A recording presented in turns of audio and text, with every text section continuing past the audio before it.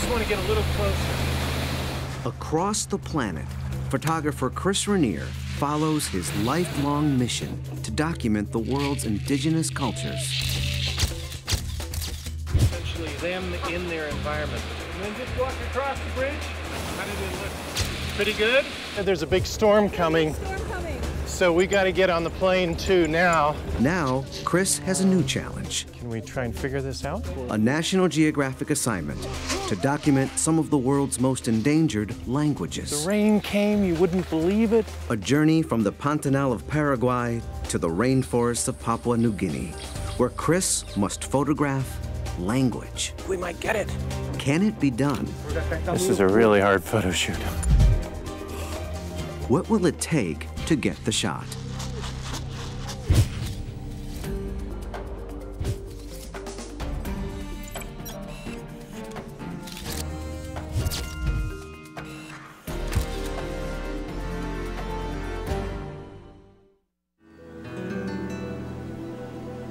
On the outskirts of Paraguay's capital, the small Macaw tribe still holds on to its tribal traditions and indigenous language.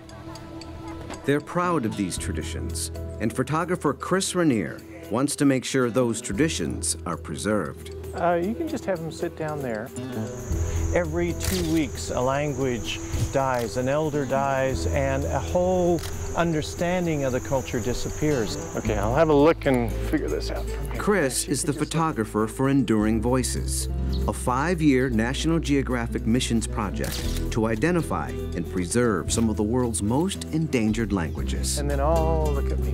I am not a linguist, but I have been photographing traditional cultures for most of my life. In the early 1980s, I was Ansel Adams' last photographic assistant, and really from him understood the power of photography as a social tool. Fewer than 2,000 native Macaw speakers remain. A tiny island of traditional language surrounded by a sea of Spanish.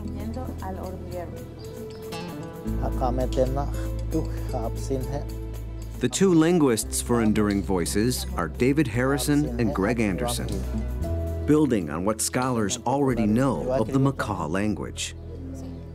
The world is losing its linguistic diversity.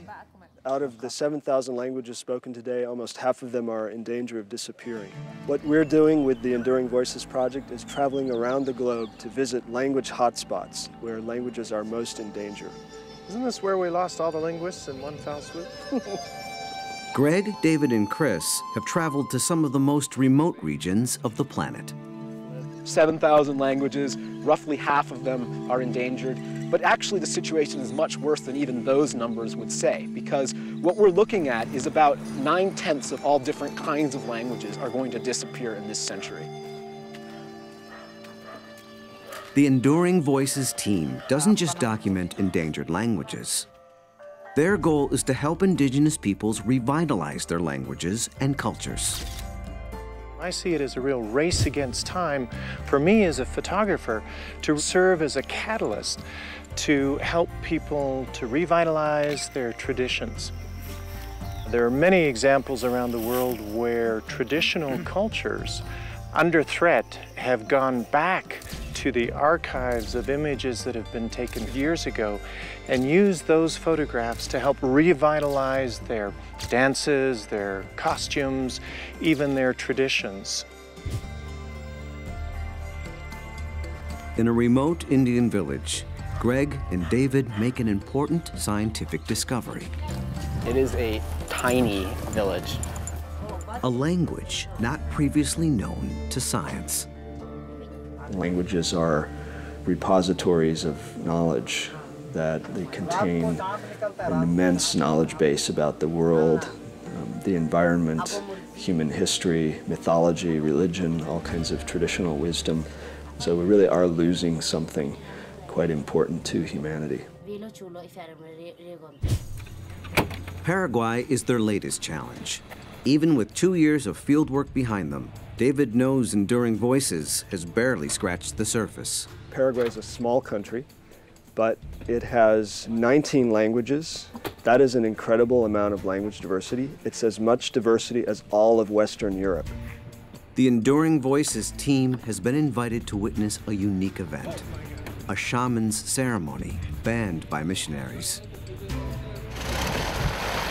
Getting there requires a 2-hour flight into the heart of the Pantanal, the world's biggest tropical wetland. No, you can come up the river. Okay. It's like 5 or 6 days up the river. Gotcha. Yeah, there's no roads. Okay.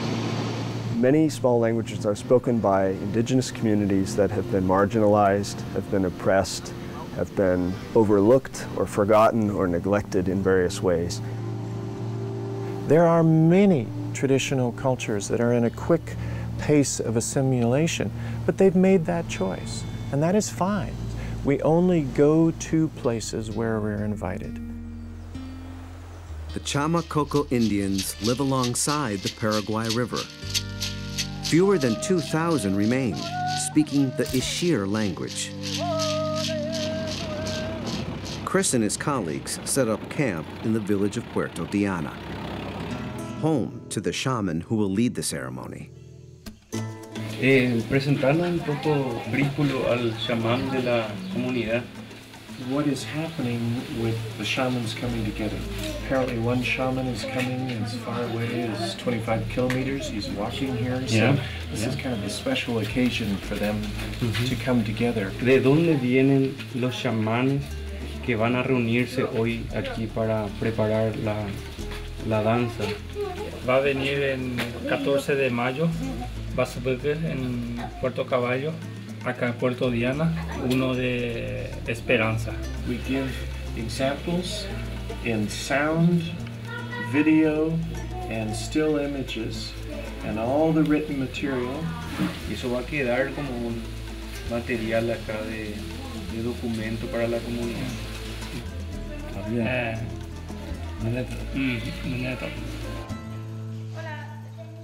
The children in the community are the empowered decision makers. They decide if they're going to keep a language or abandon it. If the children and young people in the community have stopped speaking the language on a daily basis and have begun speaking a dominant language, Spanish, English, this is what we call language shift. It can happen very rapidly in just one generation. But the Chama-Coco are determined to keep their language and traditions alive. Children still learn Ishir in school. No one can save a language except the people who own that language, the people who speak it themselves. But we try to figure out how can we support their efforts. Photographs and recordings made by Enduring Voices are like a seed bank of language for the future, available when a new generation wants to revitalize its culture. Hola. Now the other shamans have arrived. Chris must convince them to let him photograph the ceremony.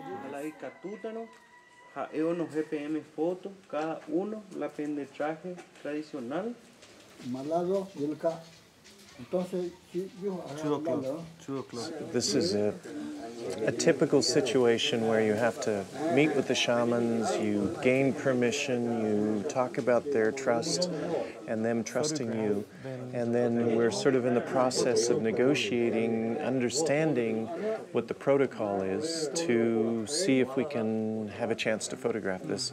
In addition, as a photographer, I'm also thinking through the light, what time of the day, are we allowed to do it in the afternoon? Can we do it into the evening? All of those technical things you have to kind of think through as a visual person, as a photographer. A short trip downriver to check out where the ceremony will take place the next day, and a shaman who can't wait for the ceremony to begin. It is an area where the church has had a huge presence and oppressed the indigenous people to a very large degree.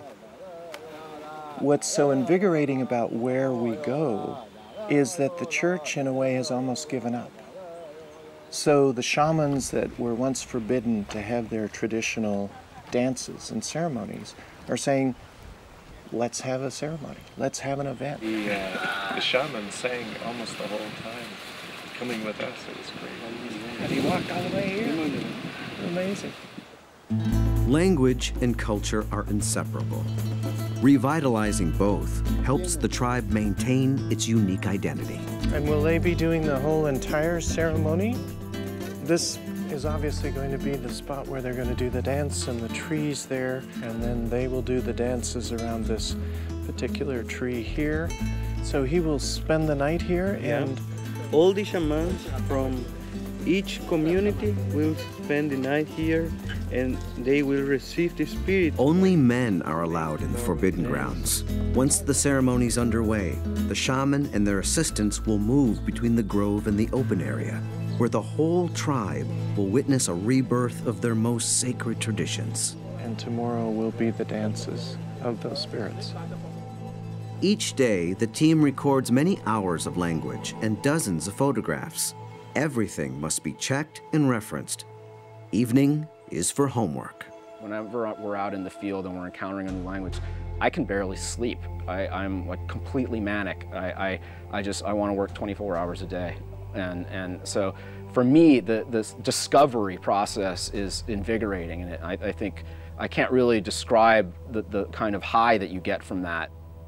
When you go in to investigate a small language, you can be certain that their language contains a unique knowledge base about the local ecosystem.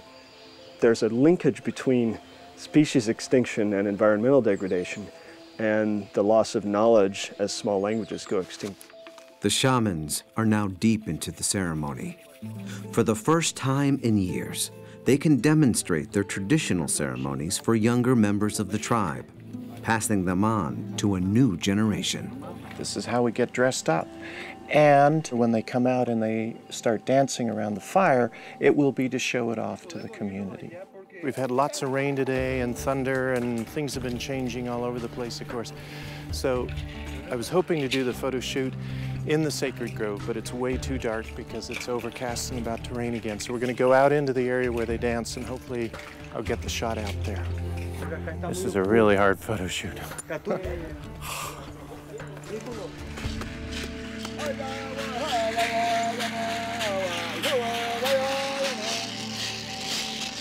For anybody that's traveled in those environments and tried to accomplish certain things like photographing or doing films, you know, things don't quite happen on a time schedule. So you kind of get a little frustrated, and then it starts raining, and then they run off into the forest because their feathers are getting wet, and it shuts the whole operation down. So the photo shoot got rained out. All of the roads are washed out because of this big storm that came through, and it's a long walk back to where we're staying. So we've hired a boat. We're rushing to get the boat because the sun is about to go down. So it's so funny, you have those photo shoots where whatever you do, you get a fantastic image and nothing fights you. And then you have those photo shoots where everything you do fights you. You're barely getting any images, certainly not fantastic images. So I think we just finished one of those days. It wasn't quite what I expected. It's just another day. We've got tomorrow. Hopefully tomorrow we'll get a good shot.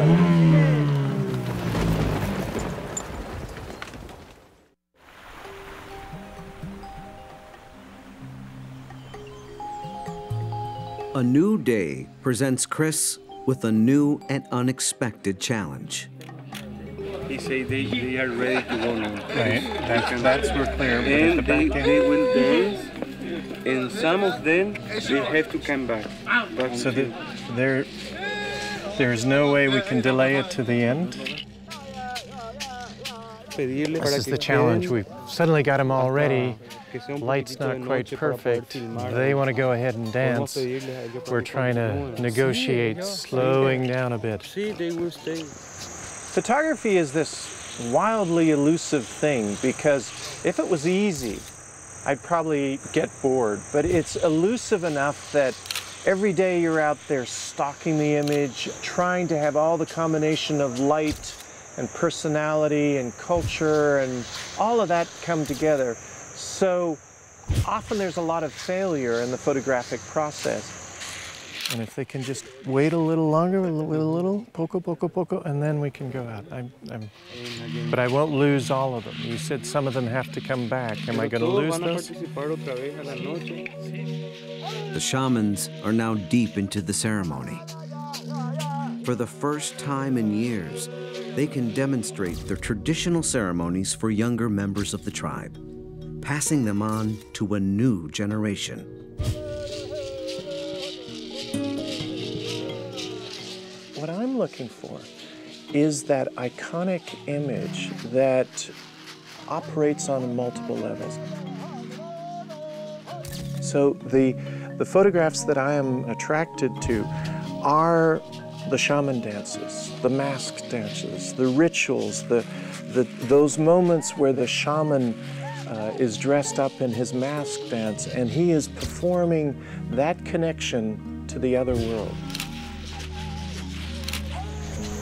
I like telling stories, so for me the camera becomes this platform, this foundation to unfold a whole story about a person, about a culture, about a dance, a ritual. It gives me a passport into things that I would never, ever be able to see unless I had that camera. With documentation complete, the Enduring Voices team moves on. Their next stop is on the other side of the world. The Karawari region of Papua New Guinea is a remote, isolated place where the only access is by air or river. The Karawari River Basin is a special place because it has a very dense mosaic of languages. So you can visit a small village and they're speaking one language. You can go 1 mile up the river and they're speaking an entirely different language. More than 10% of humanity's known 7,000 languages are found in Papua New Guinea. The situation's much more critical than in Paraguay. Some of these languages are healthy, but some of them are even more threatened than people previously thought. Yokoim is spoken by just 2,000 people in 3 villages alongside the river. First stop is Kanmei village. He gives orders, telling everybody to be quiet. This is my uncle, his name is Benny. This is my father, his name is Moses. This is my wife, her name is Marilyn. Nick Waikai, who was the village headman, said to us, we want someone to come and study our language and write a book on it. So that's a very specific request, and that's the kind of thing that we're equipped to respond to. Yokoim has definitely already begun the process of language shift, which means that young people really don't use it on a daily basis. They use Takpisin, which is the national language of Papua New Guinea, and they also learn English in school. Enduring Voices can help, but it's the people of Kanmei village who must take responsibility for saving their Yokoim language. The local school teacher knows what will be lost if they don't. We taught students in our own language to keep the culture of Yokoim language. And what do you tell them? Why is it important to do that? It is important because we need our language not to be extinct. Can you tell us about this? There's the olden our telephone garamut drum. His name is Mukwan. So this specific drum is called Mukwan? Yes. Enduring Voices also studies the folklore along with the language. When these traditional stories are lost, part of the collective identity of the tribe goes with them. The story of how a village man, he go under the water and find that Yokoim culture. There's nothing I love more than being in a small remote village, listening to an elder tell a story in an endangered language.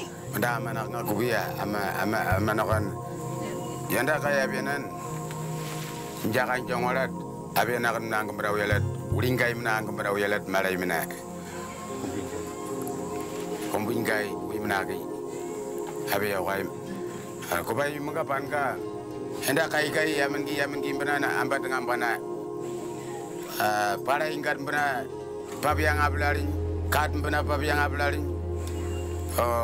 Yimbengat bra wangendi.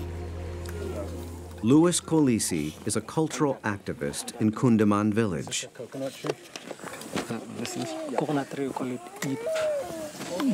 yip. He lives in two worlds, a traditional tribal culture and the 21st century.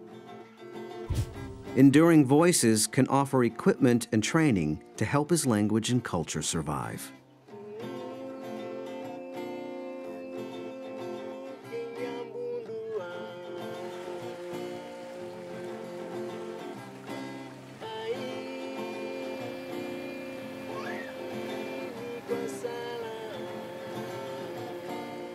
Upriver is Yimas territory.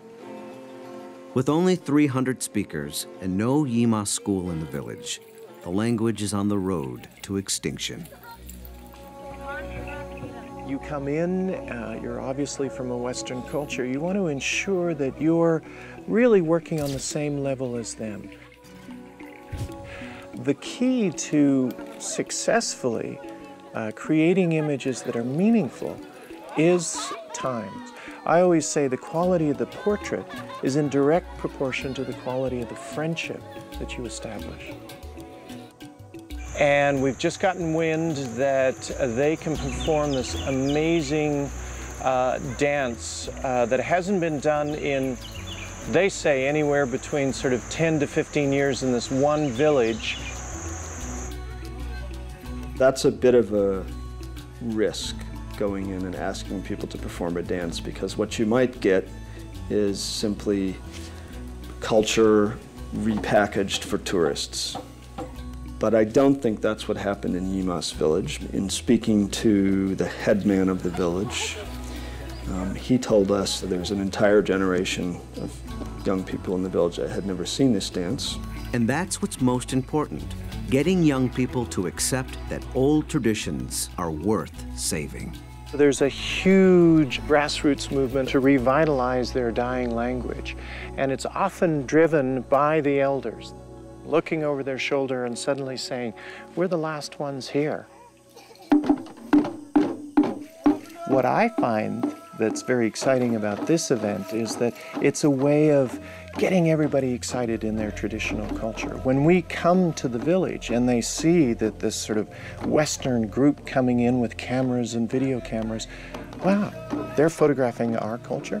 Maybe we should pay more attention to it. 1 foot in the modern world, 1 foot still in the traditional world. My role is to photograph that traditional world while it still exists. Some of those young children that watch that dance will look at the images and go, you know what? We can do those dances again. Photography plays a role in helping revitalize cultures.